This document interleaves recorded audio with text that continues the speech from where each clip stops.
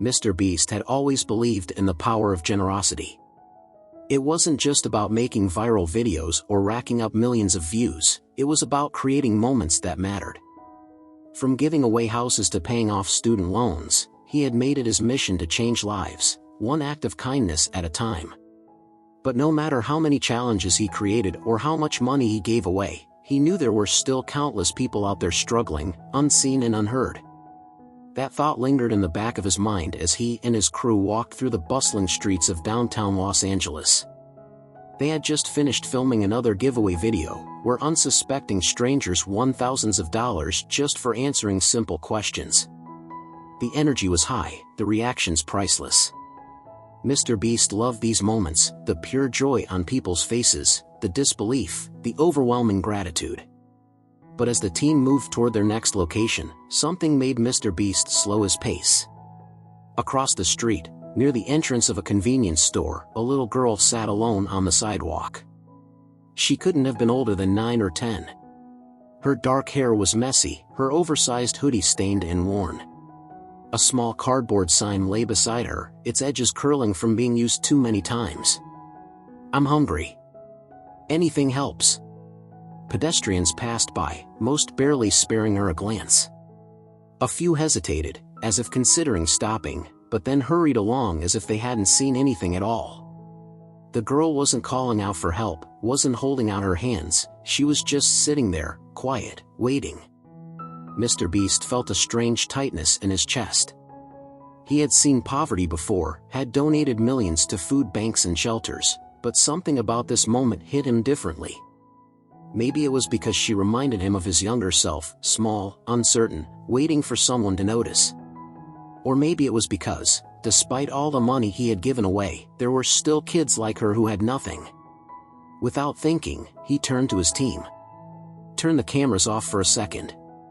Chris and Carl exchanged a look but nodded, lowering their equipment. MrBeast crossed the street, his sneakers scuffing against the pavement as he approached the girl. She didn't look up right away, just kept her gaze fixed on the ground, as if she had already learned not to expect kindness from strangers. "Hey," MrBeast said softly. "You okay?" She finally looked up, her brown eyes dull with exhaustion. She hesitated, then gave a small nod. "Are you hungry?" he asked. Another pause, then a slow, cautious nod. MrBeast crouched down so they were at eye level. "What's your name?" "Alina," she said, her voice barely above a whisper. "Alina," he repeated with a small smile. "Nice to meet you. Listen, I was just about to grab some food. Wanna come with me?" She blinked up at him, clearly unsure whether to trust him. He wasn't surprised, life had probably taught her to be wary of promises. "I promise it's safe," he added quickly. "We can get whatever you want." She glanced at the store behind her, then at him, then back at her sign. After what felt like an eternity, she gave the tiniest nod. MrBeast extended a hand, and after another moment of hesitation, she took it. Her fingers were ice cold. As they walked into the store, the cashier barely glanced up, used to seeing people come and go. But when Alina hesitated at the entrance, as if unsure whether she was really allowed inside, MrBeast gently nudged her forward. "Pick whatever you want," he told her. "No limits." She hesitated again, then walked slowly down the aisles. At first, she reached for the cheapest items, instant noodles, a small bag of chips, a bottle of water. But when she noticed MrBeast watching, she quickly withdrew her hand, as if afraid she was asking for too much. MrBeast shook his head. No, not just that. Get real food. You like sandwiches? Pizza? What's your favorite thing to eat?"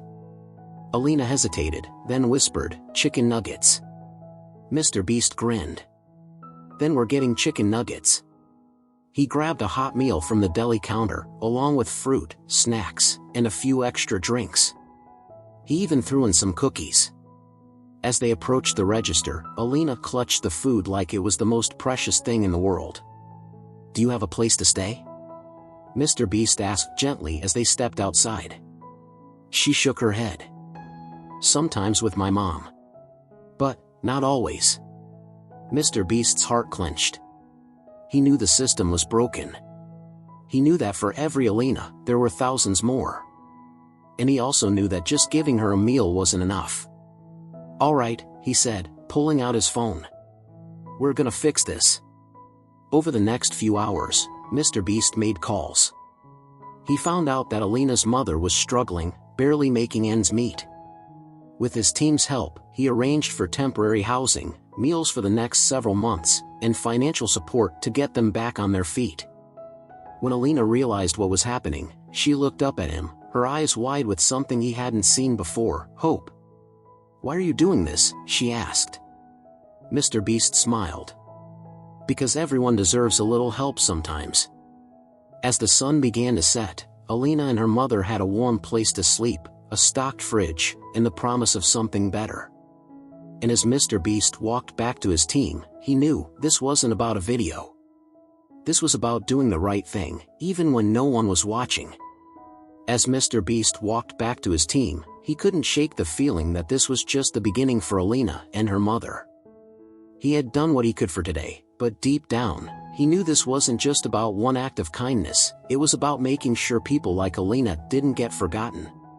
Before leaving, he turned back one last time. Alina stood at the doorway of the shelter, her mother holding her close, tears shining in her eyes. Alina raised a hand in a small wave. MrBeast smiled and waved back. Then, with renewed determination, he pulled out his phone and opened a new note. Project Alina, helping 1,000 families get off the streets. A challenge bigger than any he had done before. But if there was one thing he had learned, it was that change started with just one person. And today, that person was Alina.